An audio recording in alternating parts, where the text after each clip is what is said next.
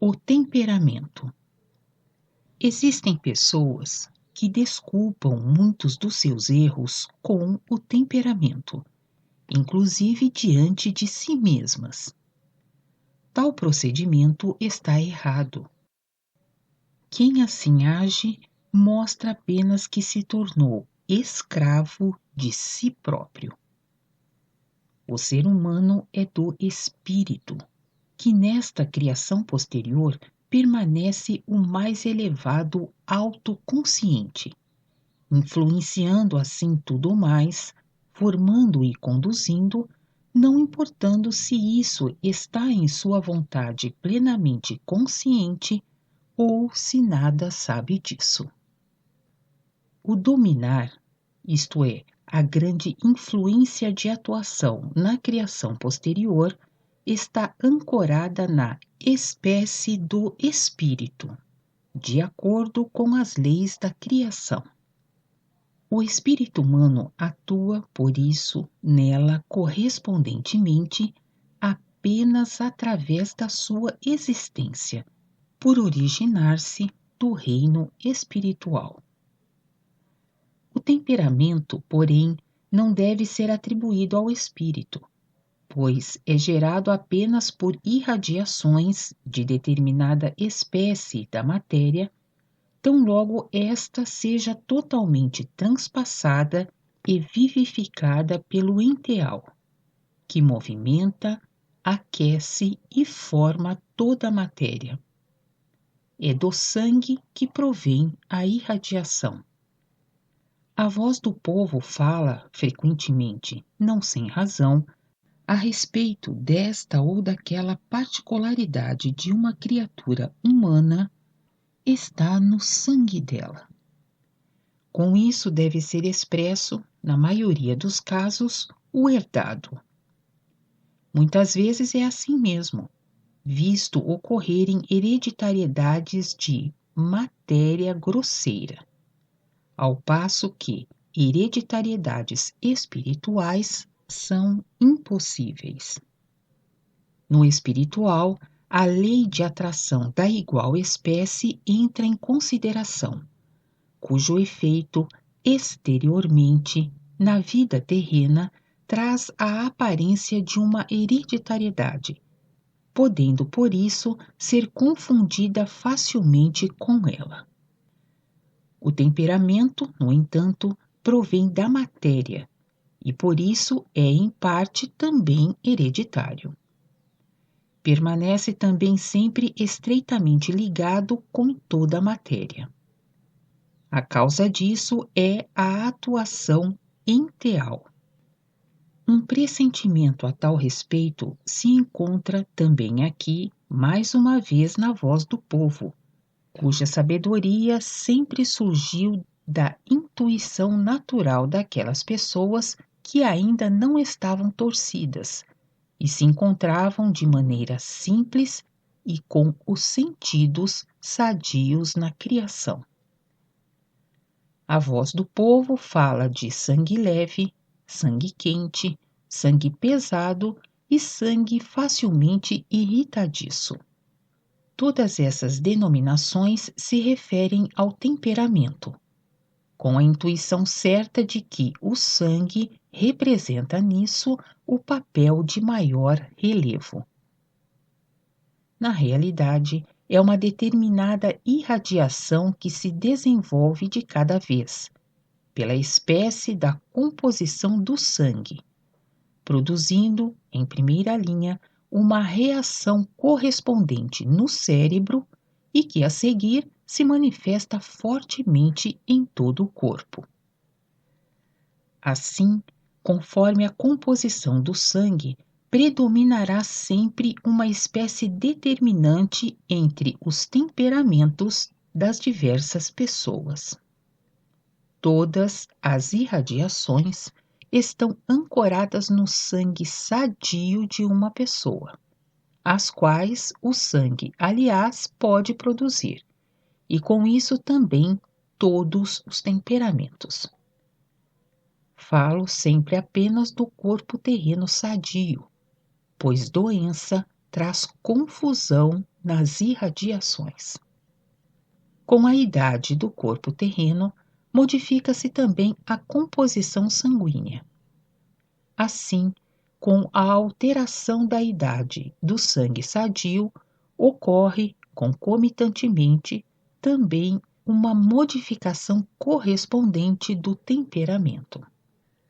Além da idade do corpo, porém, cooperam ainda outros fatores na alteração do sangue, como o tipo da região e tudo quanto dela faz parte, portanto, o clima, as irradiações astrais, espécies de alimentação e outros mais ainda.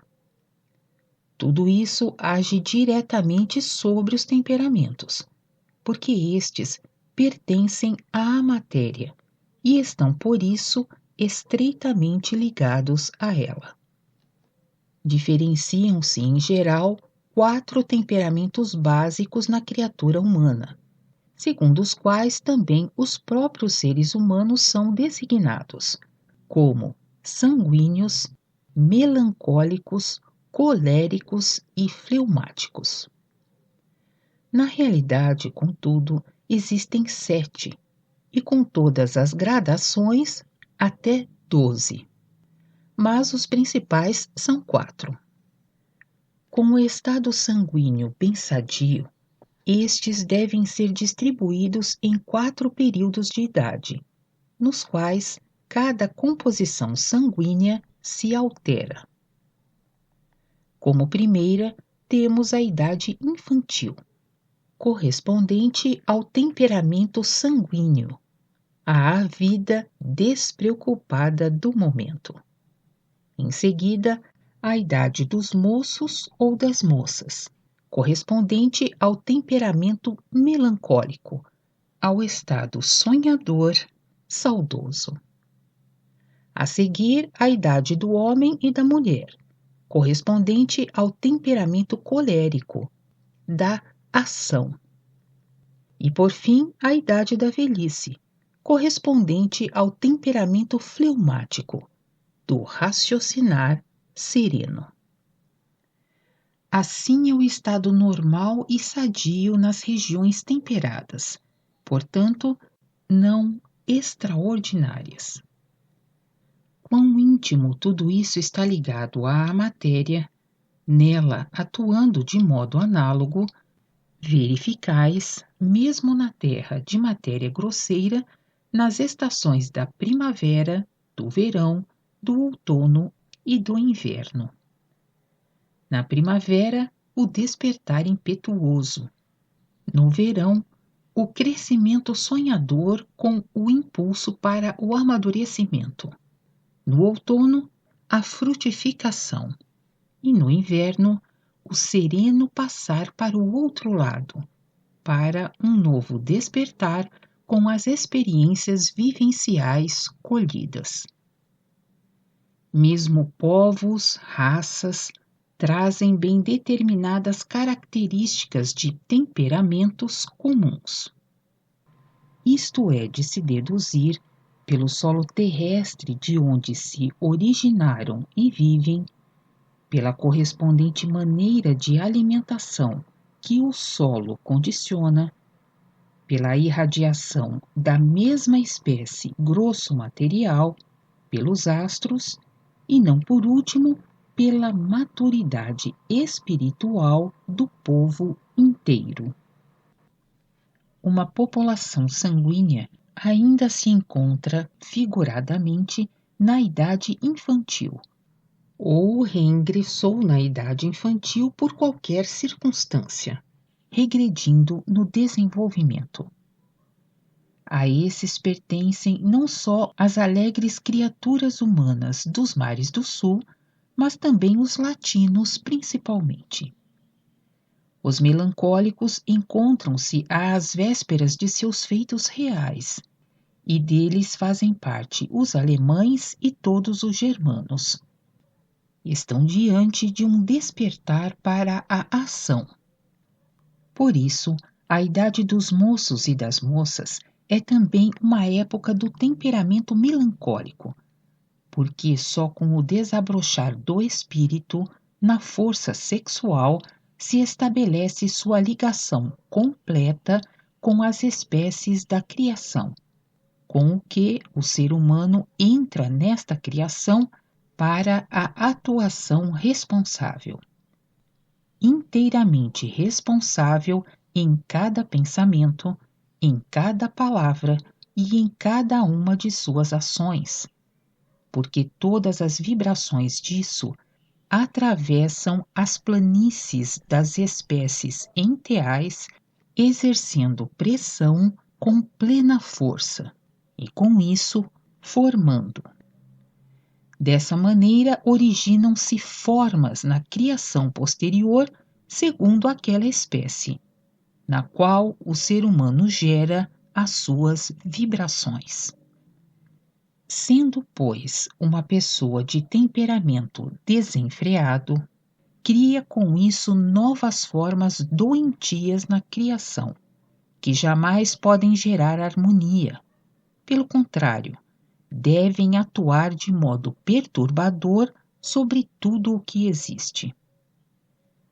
Como o espírito humano se encontra no lugar mais alto da criação posterior, devido à espécie de sua origem, tem com isso não só o poder, mas também o dever de dominar o restante nesta criação, por não poder de modo diferente, mas sim ter de dominar devido à sua espécie. Disso ele deve lembrar-se a todo instante. Gera sempre novas formas para esta criação posterior com cada pensamento individual, cada manifestação de sua alma.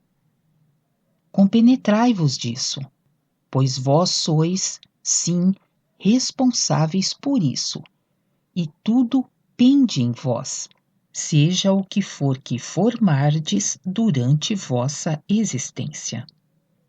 O bem vos soergue, o mal tem que vos arrastar para baixo, segundo a lei da gravidade que se efetiva incondicionalmente, não importando se vós próprios sabeis ou se nem vos preocupais com isso.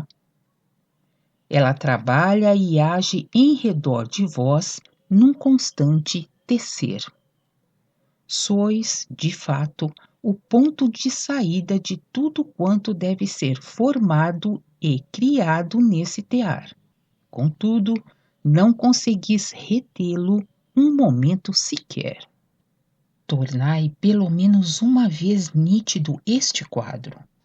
Deve bastar para despertar-vos das futilidades, às quais, de bom grado, sacrificais frequentemente tanto tempo e energia. Deve causar-vos horror a maneira leviana com que passastes a vossa vida de até então e vergonha diante de vosso Criador, que vos deu algo tão grande com isso. Mas não atentastes a isso. Brincastes com essa força colossal apenas de modo nocivo para a criação posterior a vós confiada, a qual podeis transformar para vós próprios em paraíso, se finalmente quiserdes. Ponderai que toda a confusão que fizestes, ignorando essas leis divinas, tem agora que vos perturbar e esmagar. É culpa vossa, que ainda não as conheceis. É para vós o mais sagrado dever preocupar-se com isso, já que estáis na criação. Ao invés disso, o ser humano zombou e escarneceu dos mensageiros, os quais podiam mostrar-vos um caminho que tem de trazer-vos o reconhecimento. No entanto, não se consegue nenhum prêmio sem esforço. Isso seria contrário à lei do movimento contínuo na criação, o que faz parte da conservação e da ampliação, movimento do espírito e do corpo. Tudo o que não se movimenta ou se movimenta de maneira errada é expelido, porque só causa distúrbios na vibrante harmonia da criação. É expulso como partícula doente que não quer se mover junto ritmicamente. Já vos falei da necessidade do movimento contínuo como lei. O espírito tem de dominar, quer queira, quer não queira. De outra forma, não pode. E assim também tem de se esforçar agora em dominar, por fim, espiritualmente, com plena consciência, se não quiser causar somente desgraça. Mas só poderá dominar conscientemente se conhecer todas as leis que se encontram na criação, orientando-se de acordo com elas. Diferentemente, não é possível. Só então preenche o lugar que lhe foi dado e que ele nunca poderá alterar nem deslocar. Assim, o espírito humano também tem de manter-se acima dos temperamentos, controlá-los e dominá-los, a fim de que haja primeiro harmonia no próprio corpo, para depois estender-se beneficamente sobre o ambiente mais próximo, o que se efetua formando em toda a criação posterior de maneira irradiante. A pessoa que se aproveita bem de todos os 4 temperamentos, sucessivamente, nas épocas a isso necessárias, somente ela se encontra realmente firme nesta criação, pois necessita desses temperamentos para galgar segura e acertadamente os degraus de sua vida terrena, e nada perder do que é necessário à maturação de seu espírito.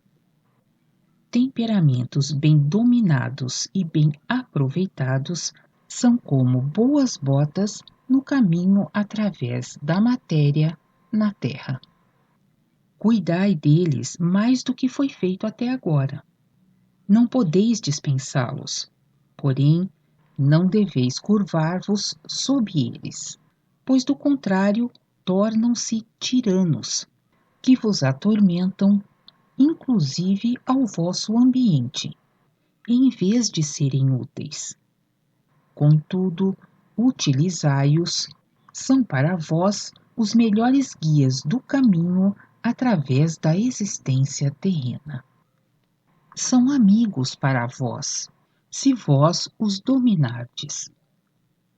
A criança desenvolve-se melhor quando é sanguínea. Eis porque isso lhe é destinado pela composição do seu sangue. Este altera-se na época do progressivo amadurecimento do corpo, acarretando então o temperamento melancólico. Este, por sua vez, é o melhor auxiliador para o período de amadurecimento. Pode dar ao espírito uma orientação rumo à luz, à pureza e à fidelidade naqueles anos em que ele é ligado completamente com a criação, interferindo assim de modo condutor em todo o tecer, em todo o atuar, que aí se encontra em constante movimento. Pode tornar-se assim o maior auxiliador do espírito humano na própria existência, e mais incisivo do que ele pode imaginar agora. Por isso, se deve deixar à criança sua alegria natural do momento, que o temperamento sanguíneo lhe dá. Ao moço e à moça, outro sim, aquele sadio estado sonhador que frequentemente lhes é peculiar. Quem o destrói, com o fito de converter essas jovens pessoas ao realismo do ambiente, torna-se um salteador do espírito em seu caminho para a luz. Acautelai-vos de fazer tal coisa, pois todas as consequências disso recairão sobre vós. Cada homem de ação necessita de temperamento colérico em forma equilibrada. Em forma equilibrada. Digo aí bem expressamente, pois o espírito tem de dominar, nos anos adultos do homem e da mulher, enobrecendo e iluminando tudo, emitindo e espalhando irradiações luminosas para a criação inteira. Na velhice, porém, já contribui o temperamento fleumático para desligar lentamente o espírito do corpo cada vez mais, abrangendo com o olhar, mais uma vez, de modo examinador, as vivências havidas até então na existência terrena, a fim de tirar delas os ensinamentos como algo próprio, e assim, pouco a pouco, preparar-se para o indispensável passo à matéria fina da criação, o qual lhe será dessa forma facilitado como um acontecimento bem natural, que só significa progresso, em obediência à lei desta criação, mas nenhuma dor. Por conseguinte, respeitai e cultivai os temperamentos sempre que puderdes, mas em suas respectivas épocas, contanto que não se tornem tiranos devido à maneira desenfreada.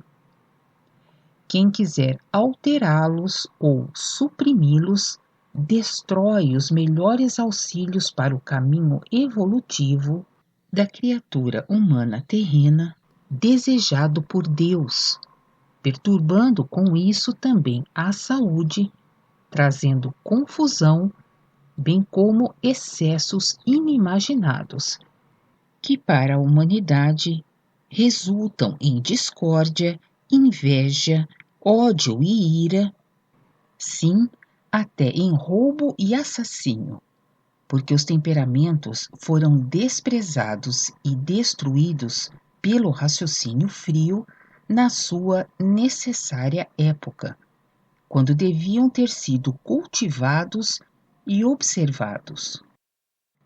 Eles vos foram outorgados pela vontade de Deus nas leis da natureza, que são sempre cuidadas e conservadas para vós pelos enteais, a fim de vos facilitar o caminho do percurso terreno, se o seguirdes no sentido desejado por Deus. Agradecei ao Senhor por isso, e tomai alegremente as dádivas que vos são oferecidas por toda parte na criação. Esforçai-vos apenas em reconhecê-las finalmente direito.